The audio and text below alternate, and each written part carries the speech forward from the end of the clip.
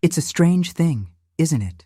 To sit here, talking about something so deeply personal, something that felt like a dark secret for so long. For years, I didn't even realize the extent of the problem, let alone that it had a name.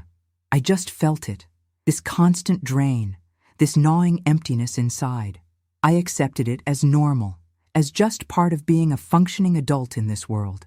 I thought everyone lived this way, perpetually available, always ready to respond, to fix, to please. But the truth, the raw, unsettling truth, is that I was utterly exhausted, drained, and the most terrifying part was that I didn't know why.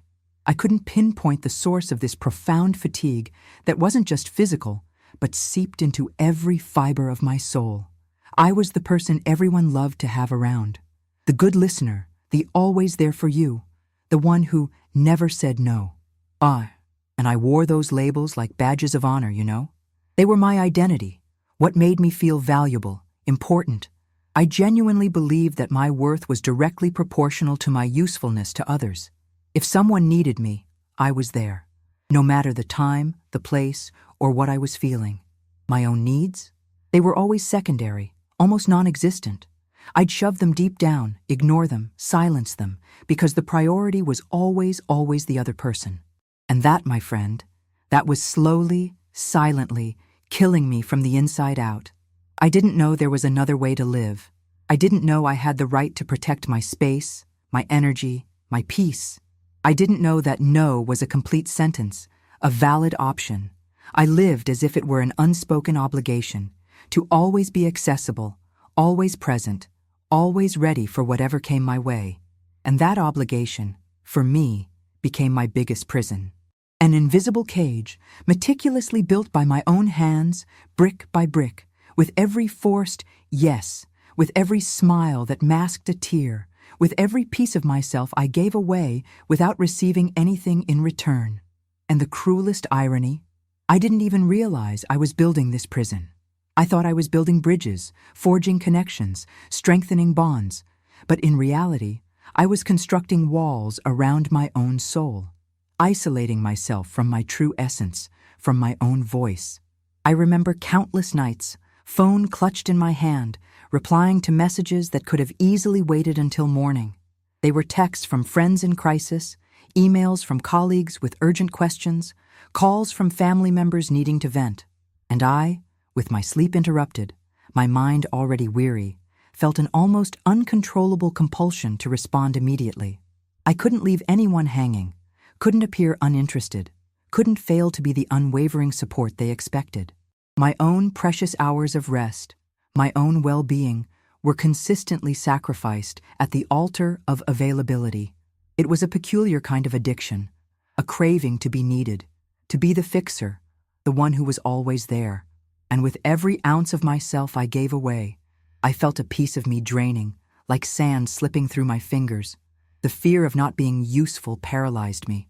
The fear of rejection, of being forgotten, of not being loved if I wasn't constantly present, always available, always smiling, even when inside I was crumbling.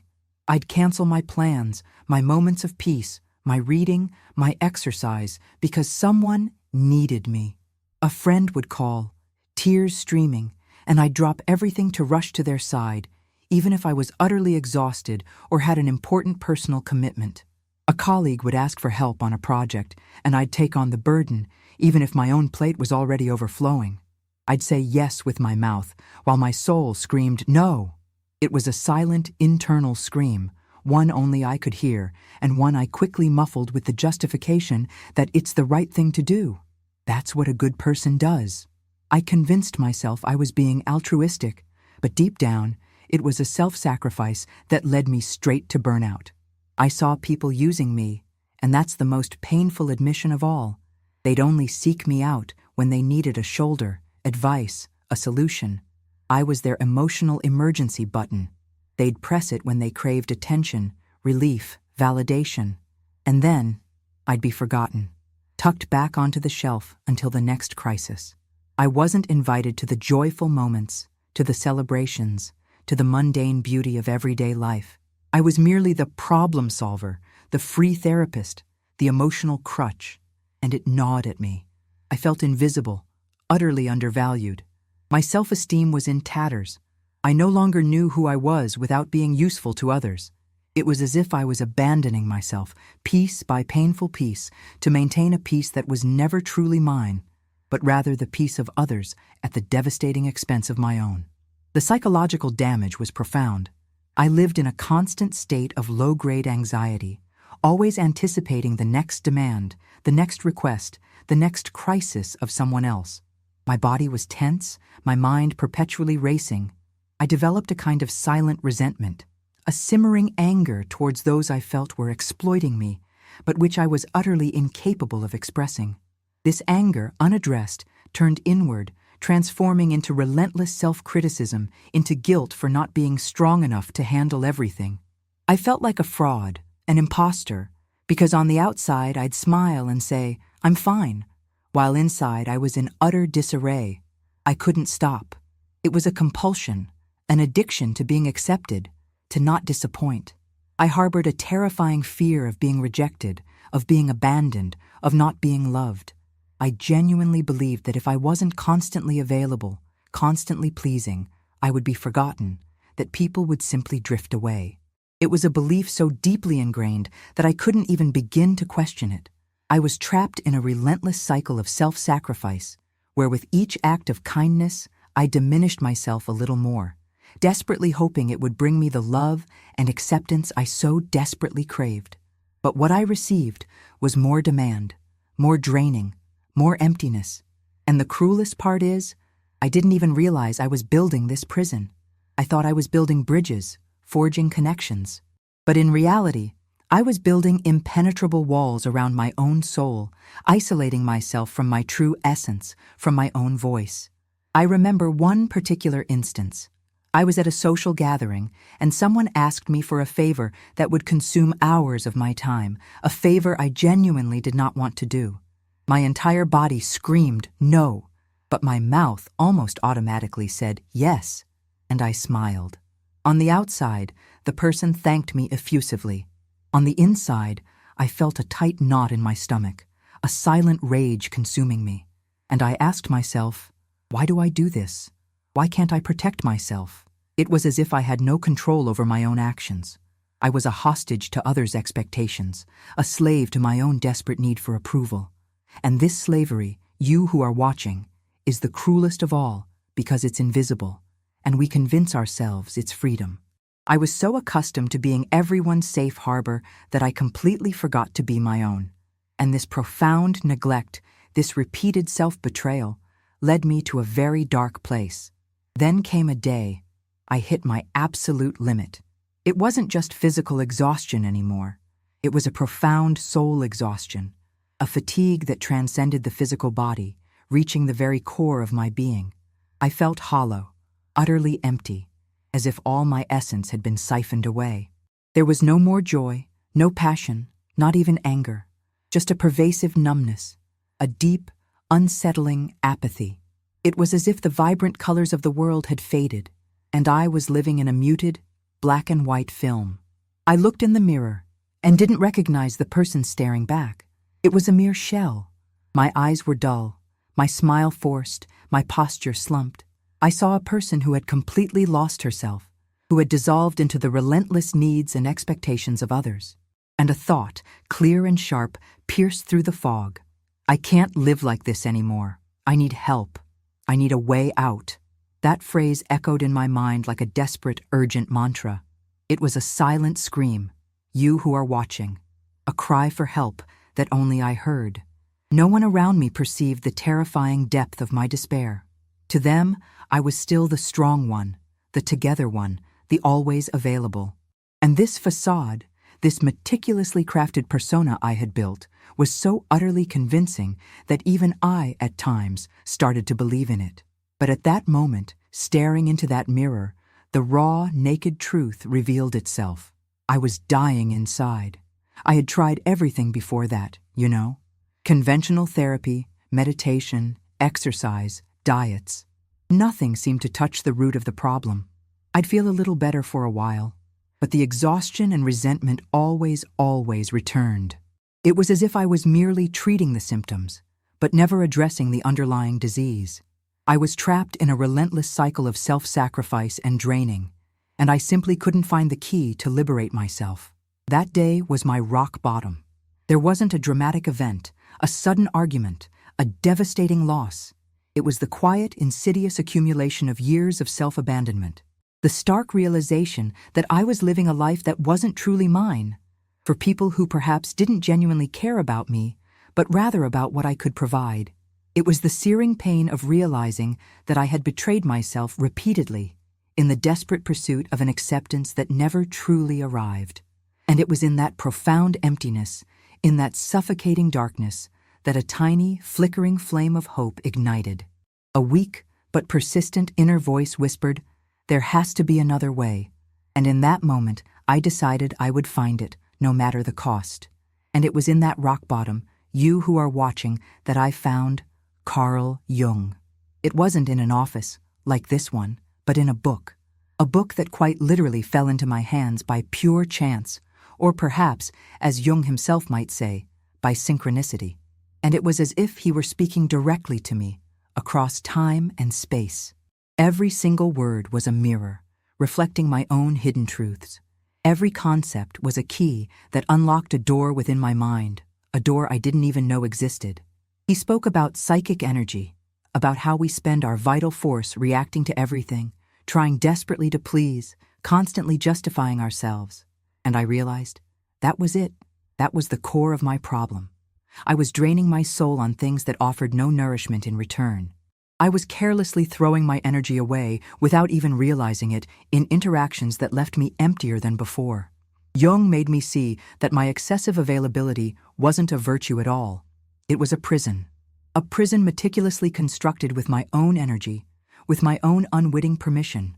Then I read this: "Until you make the unconscious conscious, it will direct your life and you will call it fate." That sentence, it hit me like a bolt of lightning. I had been living on autopilot, reacting to every external stimulus, every demand, every expectation. I genuinely thought it was my fate to be the person who fixed everything, who was always there. But Jung showed me that this was merely the unconscious part of me, dictating the rules. I wasn't choosing. I was simply reacting. And that relentless reaction was stealing my life. It was robbing me of the capacity to be myself, to have my own desires, my own wants. He also spoke about the persona, that mask we wear to adapt to the world, to be accepted, to be loved. And I realized that my persona was precisely the always available person. I wore it so convincingly that it had completely merged with my identity. I no longer knew where the mask ended and where I truly began. And this mask, although it brought me some superficial acceptance, utterly prevented me from being who I truly was, from expressing my genuine needs and limits. I was so consumed with being what others wanted me to be that I completely forgot who I truly was. Jung introduced me to the profound concept of individuation, the lifelong process of becoming a complete, authentic, unique being. And I understood that to even begin this process, I needed to stop dissolving myself into others' expectations. I needed to reclaim my energy, my very essence, which was being scattered in 1,000 different directions. He showed me that true strength isn't in being everything to everyone, but in being whole for oneself. That fulfillment doesn't come from external validation, but from within, from a deep process of self-knowledge and integration. It was a revelation, a blinding light at the end of a very long, dark tunnel. I wasn't crazy nor weak. I was just unconscious. And from that moment on, I made a fierce decision. It was time to bring to light everything that was hidden, everything that controlled me without my knowing. I decided it was time to stop calling fate what was merely an unconscious pattern. I decided it was time to fight for my own soul. I decided it was time to become the protagonist of my own story, and no longer a secondary character in the lives of others. And that decision, you who are watching, was the very first step towards my true freedom. It wasn't easy, you who are watching. Far from it. It was, without a doubt, one of the hardest things I've ever done in my life. I felt like an addict in recovery, battling a deeply ingrained compulsion that had been with me for years. I started with small, almost imperceptible things to others, but which felt monumental to me. Taking longer to reply to a message, putting my phone down for a few hours, saying no to an invitation I genuinely did not want to accept, even if guilt gnawed at me from the inside. Every no was a small victory, but also an intense internal battle. I learned to observe my automatic reactions instead of just reacting. When the phone rang, I didn't answer immediately. I breathed. I asked myself, do I want to answer now? Can I answer now? And many times the answer was no, and I let it ring, and the world didn't end. No one died. But the initial anxiety was enormous. I felt as if I was disobeying a universal law, as if I was betraying someone's trust. Guilt was a relentless monster that haunted me with every no I uttered. And then came the external resistance. Oh, that was cruel. People got irritated. They called me selfish, cold, changed. You're not the same anymore, they'd say, with an accusatory tone. You're strange. You've pulled away. I'd hear that and feel a sharp pang in my heart, an immense urge to revert to being the old me, the pleasant me. But I remembered Jung's words. He taught me about projection, and I saw their irritation wasn't about me at all. It was about the fact that I was no longer serving the role they imposed on me. I was no longer the convenient mirror for their shadows. They projected onto me the desperate need to have someone always available, and when I broke that projection, they felt profoundly threatened. I realized that many didn't want me, but rather what I offered: validation, attention, energy. When I stopped offering that for free, they pulled away, and that was the most painful part of psychological discipline. It was like a mourning, a deep, personal mourning for relationships I had genuinely thought were true, but which turned out to be conditional. The internal struggle was constant. I felt guilt, a terrifying fear of being alone, of being misunderstood. I questioned myself relentlessly. Am I really being selfish? Am I losing important people? But Jung's voice echoed in my mind. The privilege of a lifetime is to become who you truly are. And I decided that the price of authenticity was absolutely worth it, that the peace I so desperately sought would only come if I stopped betraying myself. Psychological discipline became a daily practice. It's not about being indifferent. It's about being selective with your soul. It's about learning to say no without guilt, to remain silent when provocation arises, to withdraw from discussions that lead nowhere. It's about protecting your energy as the most precious asset you possess. I started to identify my triggers, the situations and people that made me react automatically, and I started to consciously create a space between the stimulus and my response. That space, you who are watching, is where freedom resides. It's where consciousness comes into play. I learned that silence can be the most powerful response. Not the silence of cowardice, but the silence of sovereignty. When you don't react, you effectively unbalance the manipulator. You force them to deal with their own emptiness, with their own shadow, and that's incredibly uncomfortable for them.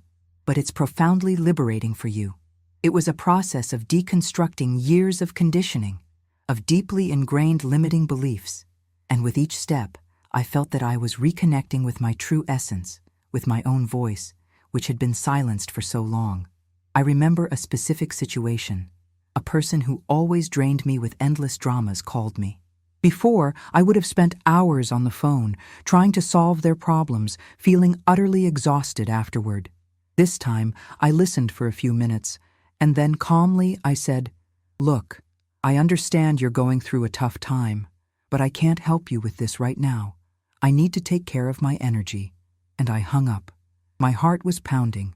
Guilt tried to creep in, but I took a deep, steady breath, and I realized the world didn't fall apart.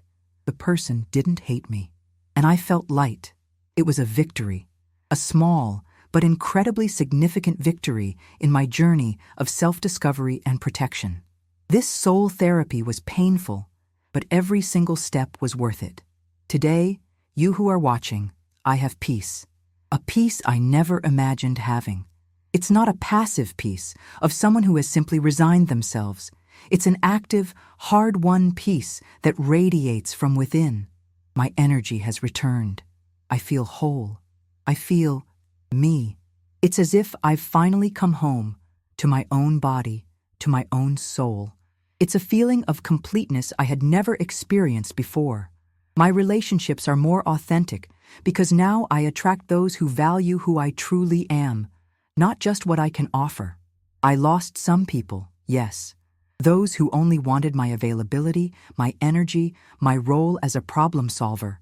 But the ones who stayed, oh, those are the ones who truly see me. They are the ones who love me for who I am, with my limits, with my needs. And these relationships are infinitely richer and truer. They nourish me instead of draining me. I am no longer a puppet. I am the master of my own life. I choose where my energy goes, who I connect with, what I absorb. Silence has become my greatest power. Absence has become a form of presence, of making myself valuable. Solitude, which once terrified me, has become a sacred space for self-connection, for recharging, for listening to my own inner voice. It is in silence that I find myself, that I strengthen myself, that I reconnect with my essence. I learned that conscious unavailability isn't about being cold or indifferent. It's about being selective with your soul. It's about saying no without guilt, withdrawing when needed. It's not coldness. It's self-protection. It's self-love. It's a way of honoring yourself, of putting yourself first, not selfishly, but wisely. It's understanding that to truly love others, you first need to love and respect yourself. I still have my challenges, of course. Life isn't a fairy tale. But now, I have the tools. I have the awareness. I have Jung, and I have myself. I know how to identify patterns, manipulations, energy drains, and I know how to protect myself. I no longer react automatically. I choose. And that choice, you who are watching, is my greatest freedom. It's as if I've undergone major soul surgery. Painful, yes, but absolutely necessary. And now, the wound is healing, and in place of the pain, there's a strength I never knew I possessed. A strength that comes from within, from my own essence, and that doesn't depend on external validation. It's the strength of being who I truly am, without masks, without fears, without the desperate need to please at all costs. And that is the greatest healing I could have received. I feel more authentic, truer, more aligned with my purpose. And that feeling, you who are watching, is priceless. If you who are listening now have ever felt like I did, exhausted, used, not knowing who you are, know that you are not alone. And more importantly, know that there is a way out. It's not an easy path, I won't lie. It's a journey of courage, of self-confrontation, of discipline, but freedom, the freedom to be yourself, to protect your energy, to choose your peace, is priceless. I'm not perfect. I still have my struggles, my moments of doubt. But now I have the tools, I have the awareness, I have Jung, and I have myself. I learned that true strength isn't in being everything to everyone, but in being whole for oneself. Your energy is your most precious asset. It is your vital force. And if you don't learn to protect it, someone will use it against you. Someone will drain it, without you realizing it, until nothing is left. Don't allow that. Don't abandon yourself. Remember what Jung said. Until you make the unconscious conscious, it will direct your life and you will call it fate. For me, that meant recognizing that my automatic reactions, my constant need to please, were not my destiny. They were unconscious patterns that I could and did bring to light. And in doing so, I reclaimed my life. I stopped being a puppet of external demands and became the conscious director of my own energy, my own peace. Don't be afraid to be misunderstood. Don't be afraid to be called selfish. Those who truly care about you, those who truly love you, will understand. And those who don't understand, well, perhaps they never truly cared about you, but rather about what you could offer. And that is a painful truth, but necessary for your liberation. Your journey of individuation, of becoming who you truly are, begins the moment you decide that your peace is worth more than anyone's approval. It begins when you decide that you will no longer be an emotional puppet, but the master of your own soul. It's a solitary path sometimes, but it's the path to true freedom and fulfillment. I want to ask you, you who are there on the other side of the screen, Are you ready to pay the price of your freedom? To be misunderstood, rejected, or even hated by some, but finally be yourself? Are you willing to face the pain of your own shadow and the shadows of others to find your true light? If this confession touched you, if it made sense, if you saw yourself in any part of my story, I invite you to take the first step. Leave an "I choose my peace" in the comments. It's a commitment to yourself. It's the beginning of your own journey of liberation. And if you want to go deeper, if you want to continue this conversation about how to protect your energy, set boundaries, and reconnect with your essence, subscribe to the channel. Hit the bell icon so you don't miss the next videos. Because this journey is just the beginning. And I'll be here to share more about what I've learned. Remember, your peace is non-negotiable. Your energy is sacred, and you deserve to be whole. You deserve to be free. I chose my peace. And you?